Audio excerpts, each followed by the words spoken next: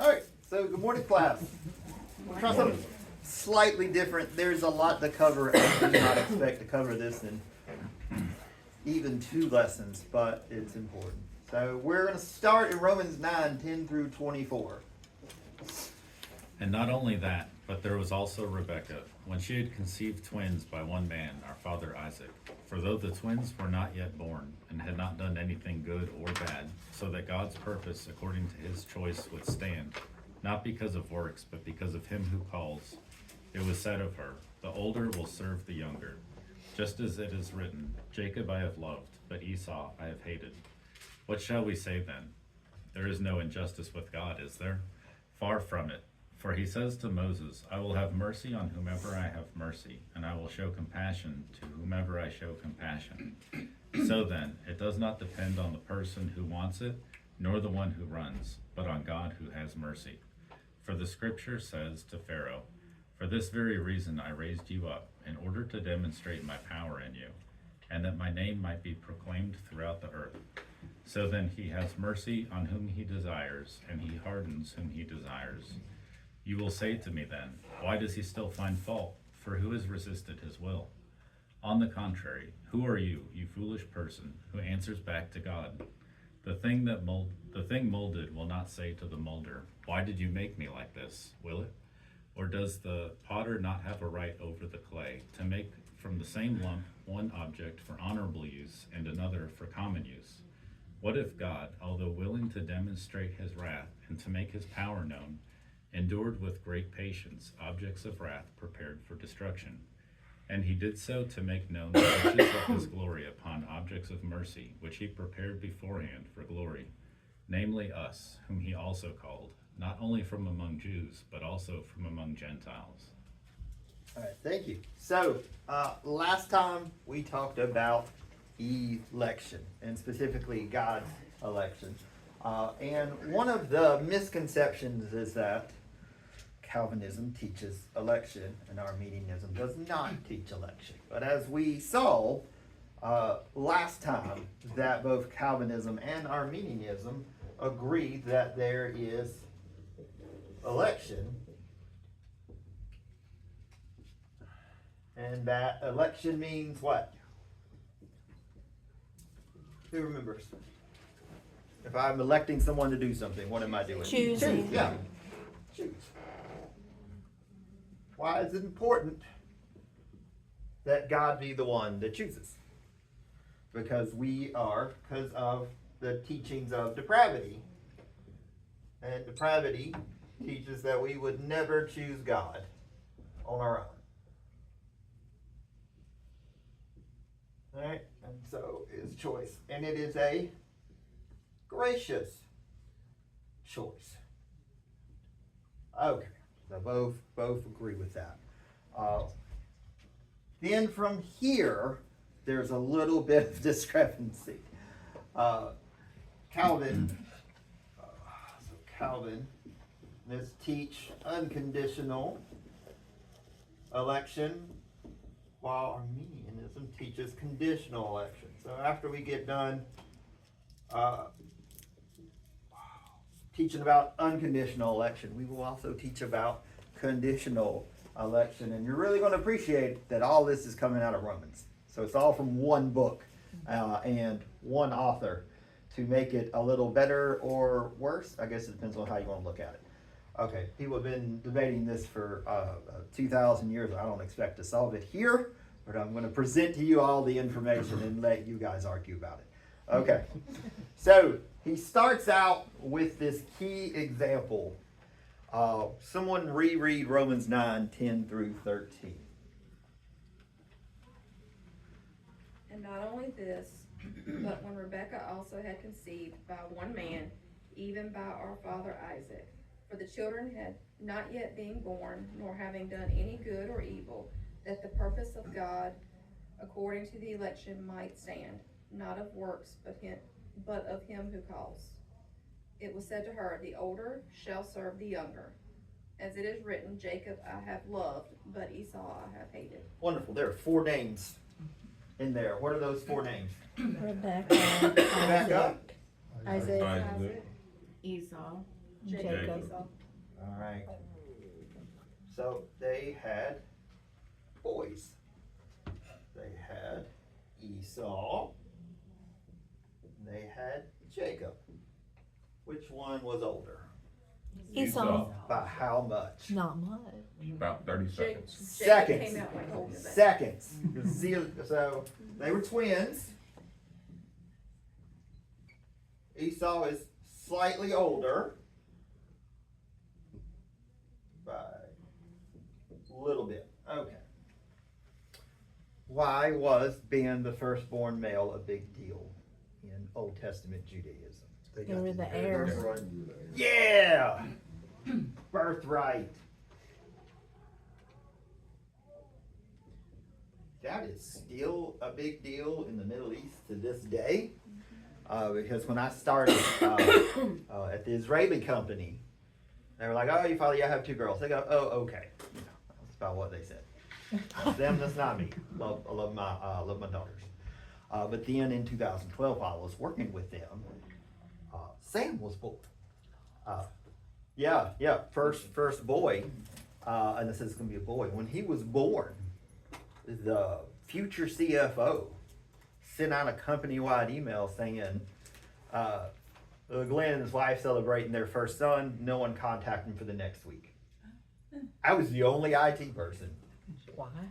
And that was, they just left stuff broke for a week. They gave me a week off with pay, which I had never gotten anywhere, any type of maternity leave.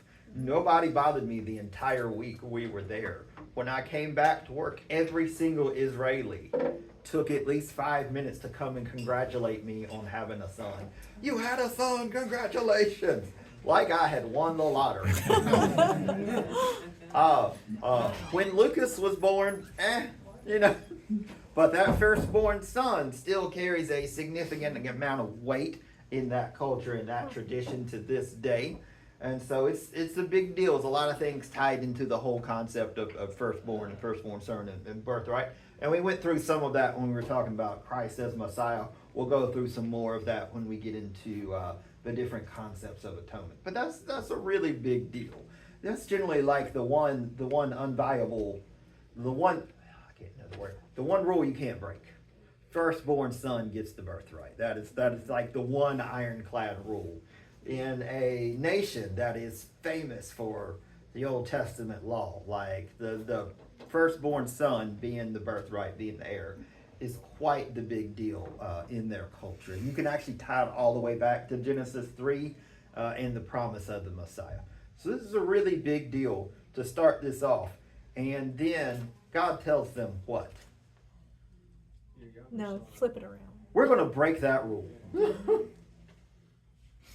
And so he says, all right. So he says, actually, the older will serve the younger. If you have multiple children, how well does that work? It's a handful of you that know what I'm talking about, right? CJ and Madison constantly fight for who's in charge. Being the oldest and being the youngest. And they fight and feud like they're both toddlers. You know, like to this day, I have to say, Madison, please stop winding CJ up. You're the adult here. I'm not an adult. I can say that now. You're the actual adult here being taunted by an 8-year-old. You shouldn't let an 8-year-old wind you up. And I go, CJ, she's just winding you up, buddy, to get you frustrated. I know! And then he stomps off, you know.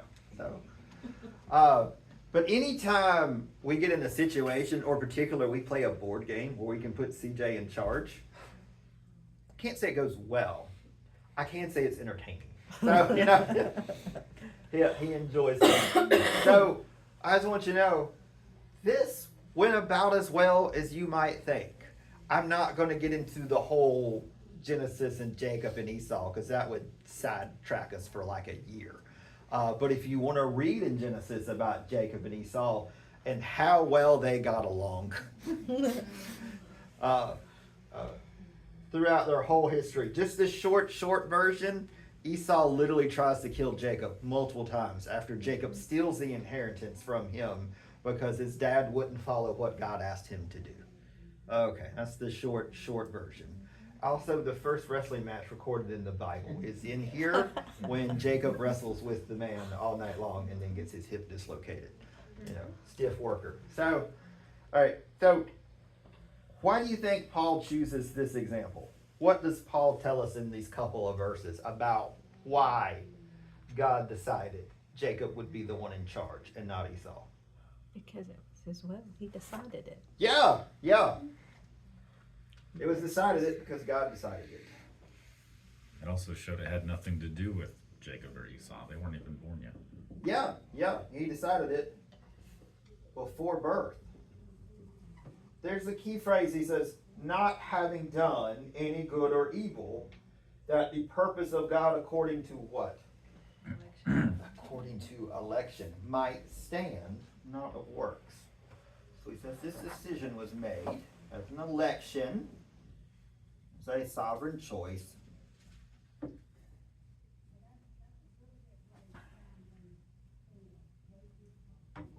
Not of works.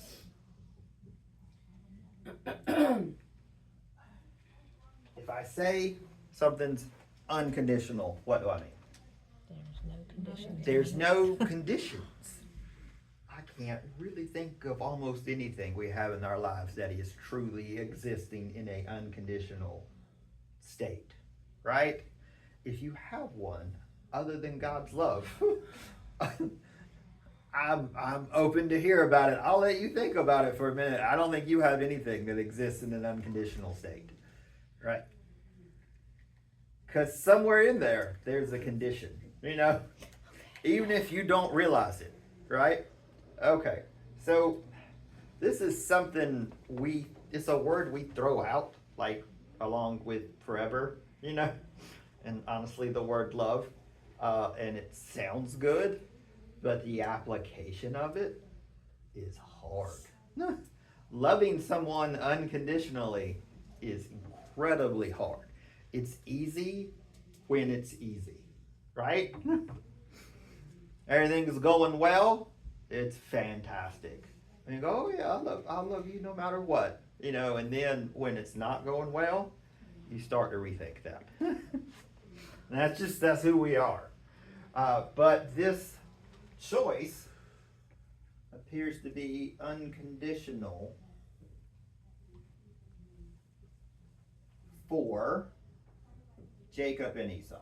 Okay, this is an unconditional election of Jacob. It's not based on anything they had done, which they hadn't done anything yet. But the implication in the Hebrew, because he's quoting from the Old Testament, indication in the Hebrew is not only is it unconditional for anything they had done, it's unconditional for anything they are going to do. Because that would make it truly unconditional. No. So no future event that they would do. So the purpose of it was, according to election might stand, not of works, but of him who calls. So God's choice of Jacob is based upon God's choice of Jacob. Potential and God's choice of election, but didn't have anything to do with Jacob. Jacob past, present, future did not factor into it. That's a little hard to factor in. Okay, so let's say me and Lindsay and the Pearsons and the Cotters and DuPonts, we all go to lunch after this. We're not, but let's just say we do, right? And we go to the homesteads. We're going somewhere nice for Person County, and we're going there. And the Pearsons are like, Glenn and Lindsay, we're going to buy your lunch, and they buy our lunch. And then David goes, what about us? That's not fair. Why is it fair you buy our lunch and not theirs? Is that not fair? Like you're going to speak up, yes or no? Life's not fair. It's their choice. Life's Life's not not fair. fair. There is no fair. So here's the thing, and you're going. Some of you aren't going to believe me. It You're might going to be rude try to prove if me it's not wrong.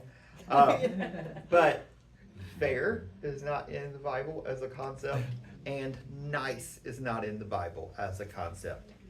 Kind and grace and mercy are all absolutely concepts, but fair, equal, and nice are not. They are human concepts. They are not biblical concepts. By all means, try and prove me wrong on that one. It's fun. Just try and find the word nice in a positive context in any English translation of the Bible. Go for it. It's a lot of fun. So, a much, much more important question than who's paying for lunch. Why are some people chosen by God and some people aren't? Because we know ultimately not everybody is chosen. It would imply that's not fair because you know at least one person. You attended their funeral and you know they didn't know the Lord. And I have performed to those funerals, and that is an extra hard line to thread between trying to show love and grace and minister to the people that are mourning this person and not straight up lie to them and give them false hope. And now at the end of the day, I don't know anyone's heart. I don't know where anyone is until I get there. There's debate if we're going to realize people are missing in heaven or not. The scripture doesn't really cover that. But if it says, it doesn't say there'll be no more tears. It says God will wipe away the tears. He can't wipe away tears unless there's tears. So, but tears sometimes are happy. Tears sometimes are sad. We don't know. Okay. But the question comes is, God, is this fair? Paul anticipates this. So that's verse 14. Someone read verse 14. Are we saying then that God was unfair? Of course not. Okay. Pretty easy. Verse 14 in the New King James says, what shall we say then? Is there unrighteousness with God? You ever played a board game with a kid? Okay, yeah, that's fun. That's fun. And the minute they start losing, what did they say? It's not fair. Yeah, that's not fair. Teach That's them how to not- lose early. That's not fair. Show no mercy. That's right. They watch them say something. I don't care if you're All four. right, so here's the thing. There's two very important rules. One, there's no mercy in Uno or Mario Kart. There is only pain. That's all that there is, okay? But the kids say that's not fair. What do they mean when they say that's not fair? I didn't win. I didn't get what I didn't wanted. win. Does that? Most of the time when we shout, that's not fair.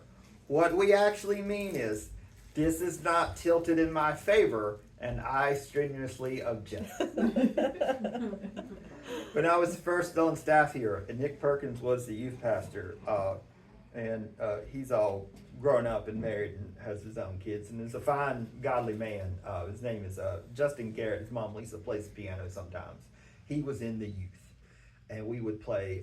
He loved playing board games and video games, and he hated losing. And the minute he rolled bad, or someone took his piece, or he lost, he just started going, that's not fair. And then Luke O'Brien, who was also in the youth at the time, also grown man family and everything, doing well with shout, he would just look at him and go, JJ, life's not fair. And then Jay would go, your mama's not fair. And then they're fighting, right? Because they're middle school boys, you know, just all the time. And so once he finally had a little boy, I just started laughing. I was like, what?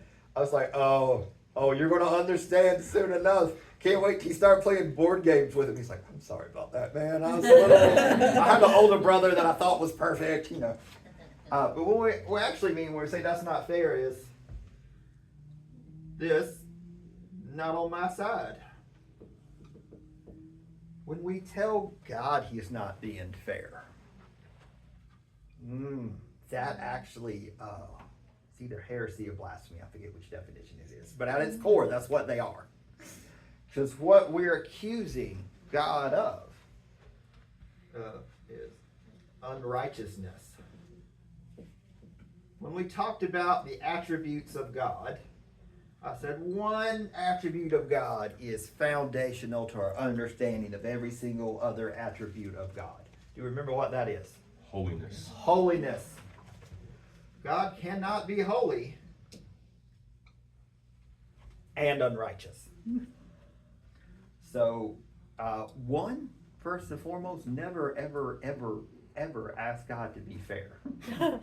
Ask God to be gracious. Beg God to be merciful. Never say, give me what I deserve, or that's not fair. Just saying. He's going to show you fair. And you're not going to like it. When I was a little kid, a lot of you know this story, but the way my dad taught me not to stick my finger in the electric socket was what? He let me stick my finger in the electric socket. My sister come around and they covered everything. But but with me, with these 1970 electrical sockets, I got the blue sparks, and I still remember it to this day, and that was 40 years ago, y'all. So, he can't be holy and unrighteous. The point Paul makes here is everyone receives one of two things from God. We've talked about this a bunch. Everybody either gets justice or mercy. No one receives injustice at the hand of God. God changed up the birthright. What would have been rightfully Esau's is now Jacob's. God changed it. If Esau doesn't like it, he's welcome to discuss that with the Lord. Esau did not like it, and him and the Lord did never have a very good relationship. Isaac didn't like it either, and Rebekah, none of them. Jacob, I'm not sure if he liked it or not, honestly. He had a really difficult life, his entire life, when you follow his study, in which if right at the beginning, Rebekah and Isaac gone, well, Esau, they could have just gone, Jacob, you know what, you were born first, God said you're the firstborn, therefore you're the firstborn. And that's how they could have raised them. Mm-hmm. But for whatever reason, they didn't. And it led to quite a bit of trouble throughout the entirety of the Old Testament, as the descendants of Jacob via Israel and descendants of Esau via Edom were constantly at war with each other. You see this play out later in Joshua, and then you see it play out in some of the other books of the Old Testament, really all the way through to about the New Testament times. You could argue they're still fighting today, just like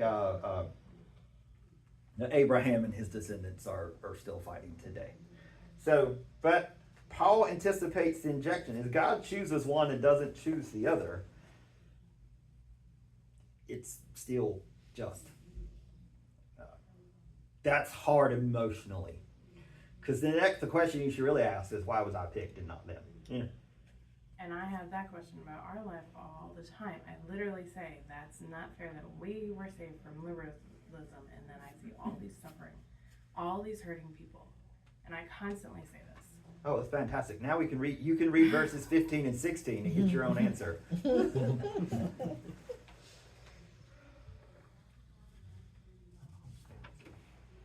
For he says to Moses, I will have mercy on whom I have mercy, and I will have compassion on whom I have compassion.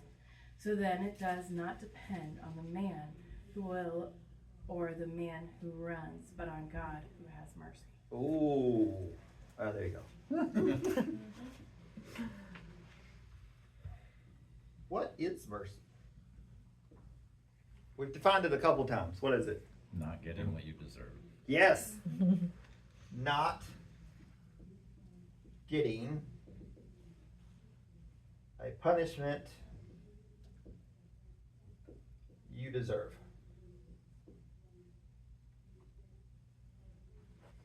All right, this is the bottom line. That's what it is. And who deserves punishment? Oh, Everyone, because of both sides teaching about one, human depravity, and God's holiness. Okay, so this is really important to factor in this. So any person God shows mercy to, it is an act of mercy because it is undeserved. You do not deserve mercy. If you feel someone deserves mercy, it's not mercy you're talking about. Mercy by definition is undeserved, okay? And he goes a little further and he says it's not of him who what? Who wills? Who wants it? Or him who does what? Runs. Him who runs. But God shows mercy. All right, so you think about people that have ran, most famously Jonah ran. Right? Who else? Anyone else have any other biblical examples of people running? Okay, so that's probably the most famous one. Jonah gets called to do something, and he runs in the opposite direction. He literally tries to go to his understanding of the opposite end of the earth. How well did that work for him? It didn't go well. Not too good. You can't outrun God. So it's pretty understandable, right? It'd be like me having an arm wrestling match with literally anyone in this room. Okay, I'm not gonna win it, you know. So, or him who wills, the guy who is get called and does the right thing. A really good example of this, since we're going Old Testament and we've been talking about Jacob, is Joseph. Joseph had every reason throughout, like Genesis, I think 7 all the way to 50, to have given up, to have done the wrong thing. His brothers beat him up for no other reason than he was doing what God had called him to do. He was sold into slavery. He ended up becoming a slave in a guy's house. That guy's wife tries to sexually assault him and then blames him for it. He gets thrown into jail. He's stuck in jail for years. He helps a guy get out of jail, and the guy's like, I got you when I get out. And then he goes, whoops, I forgot him. You know, he's stuck in jail for years, and all he's done the entire time is trying to do what God has called him to do. Now, ultimately, it works out as he is remembered, and he is brought before Pharaoh, and he becomes the second most powerful man in the known world at that time. His brothers come to him begging him assistance, not realizing it's him. They figure out it's him. He could smite them, rightfully so, legally so, because there was no one higher than him than Pharaoh. And if he says, Pharaoh, these guys are bums, throw them in the jail, Pharaoh goes, okay. You know, he wouldn't even have to ask. He just throw them in the jail. Right? And left them there and go, let's see how you like it. This is what I went through because of you. He doesn't do any of that. He shows them mercy. And even later, after his dad dies, they come to him begging mercy. And he goes, you meant it for evil. God meant it for good. And that's in the life of Joseph. I think he's a good Old Testament definition of he who wills. And so what Paul is saying is it doesn't matter if you're Joseph or Jonah.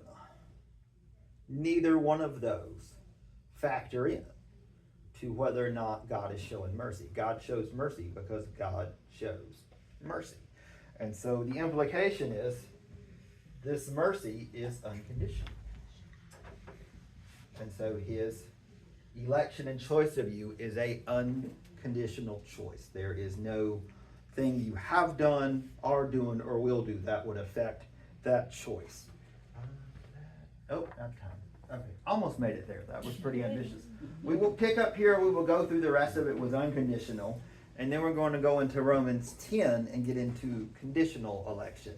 And it gets really interesting very fast. All right.